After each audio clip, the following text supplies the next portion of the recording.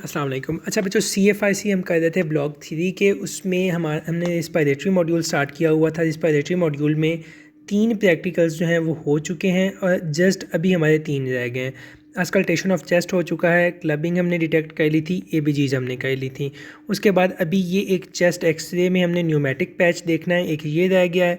दूसरी बात COPD में हमने चेस्ट एक्सरे देखना है कि उसमें क्या चेंजेस प्रोड्यूस हो जाएंगी और पेशेंट इन्हेलर कैसे यूज़ करता है।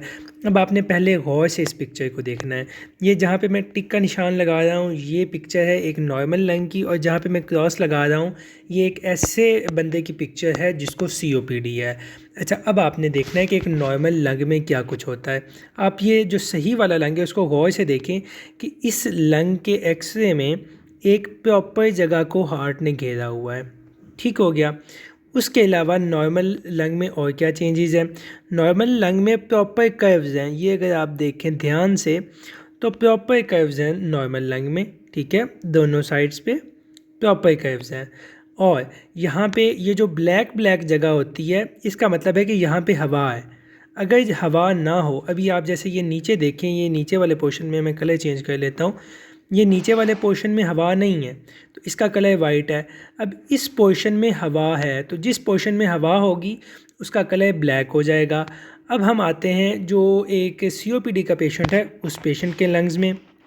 अब आप देखिए ये वाला बंदा जिसको COPD है, जिस पे हमने क्रॉस का निशान लगाया था, उसमें क्या है जी, पहले इन दोनों साइड्स पे हवा थी लेकिन एक ऑप्टिमम अमाउंट तक हवा थी जिसकी वजह से आपके लंग्स को एक प्रॉपर शेप मिली हुई थी। अब इसमें हवा है लेकिन हवा बहुत ज़्यादा पाई गई है, क्योंकि जो COPD के पेशेंट होते हैं उनमें हवा आपके लंग्स के अंदर तो आ जाती है लेकिन वो हवा लंग्स के बाहर नहीं जा पाती और लंग्स के अंदर रहती है। जब वो हवा लंग्स के अंदर रहेगी तो वो आपके जो लंग्स हैं उनका एरिया ज़्यादा कर देगी। लंग्स की जो यहाँ पे आप देख सकते हैं कि एक प्रॉपर पहले शेप थी, एक कर्व थी, वो यहाँ पे ख़त्म हो चुकी है। अब लंग्स ज़्यादातर फ्लैट हो चुके हैं, आप यहाँ पे भी देखें। उसके अलावा अगर आप इसमें हार्ट का एरिया देखें तो हार्ट का एरिया बिल्कुल कंप्रेस होकर छोटा सा रह गया है। इधर हार्ट का एरिया काफ़ी बड़ा था, इधर कर्व्स भी थी, हार्ट का एरिया भी बड़ा था। अब कोई भी ऐसा एक्सरे जिसमें लंग्स हाइपर इन्फ्लेटेड हों, ठीक है, ये देखें लंग्स हाइपर इन्फ्लेटेड हैं, लंग्स की कर्व्स ख़त्म हो गई हैं। ठीक है, हार्ट का एरिया थोड़ा सा रह गया, बिल्कुल थोड़ा सा हार्ट का एरिया रह गया। इसका मतलब है इस बंदे को कोई ऐसी डिजीज़ है जिसमें जो आपके लंग्स के अंदर हवा रिटेन हो रही है, हवा अंदर आ तो रही है लेकिन अंदर से बाहर की तरफ नहीं निकल रही। ठीक हो गया जी।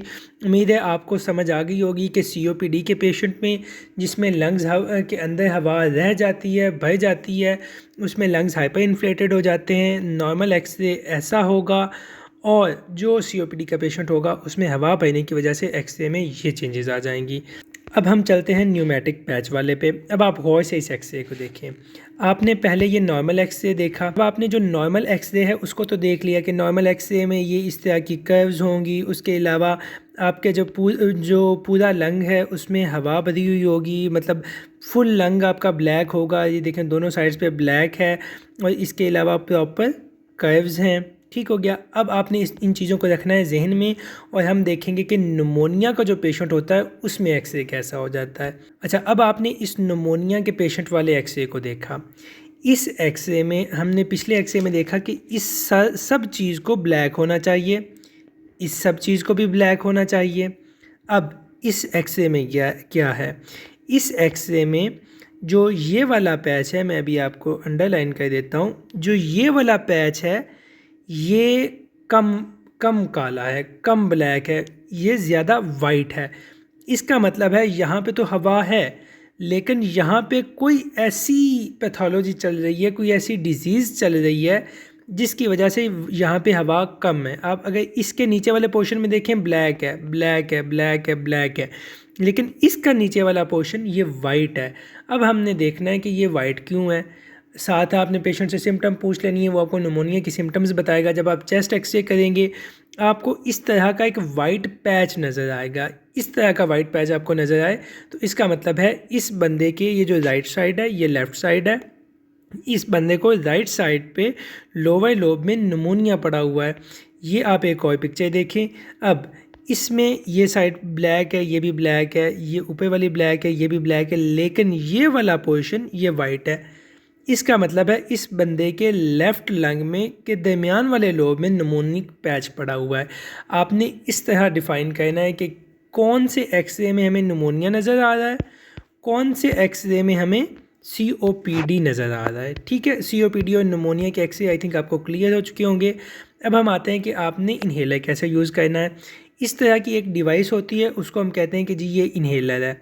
अब सबसे पहले जब आपने इन्हेलर को पकड़ना है तो उसको अच्छी तरह हिलाना है ताकि उसमें जो दवाई है वो मिक्सअप अच्छी तरह हो जाए।